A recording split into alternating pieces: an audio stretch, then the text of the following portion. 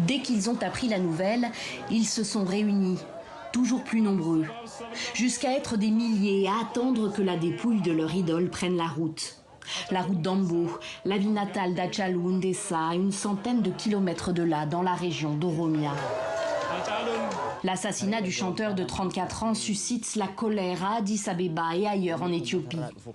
Différentes sources locales parlent de plusieurs morts et de dizaines de blessés dans des heurts à travers le pays. Car Hachalu Hundessa était plus qu'un chanteur. Il était la voix des Oromo, son peuple. C'est le groupe ethnique majoritaire en Éthiopie. Les Oromo dénoncent des discriminations politiques et économiques de la part du pouvoir central depuis des décennies. Et les textes d'Hachalu Hundessa s'en sont toujours fait l'écho. Au point que ces chansons sont devenues des hymnes reprises par la foule lorsqu'à partir de 2016, des manifestations anti-gouvernementales se sont multipliées en Éthiopie, avec toujours en tête de cortège des membres de la communauté Oromo.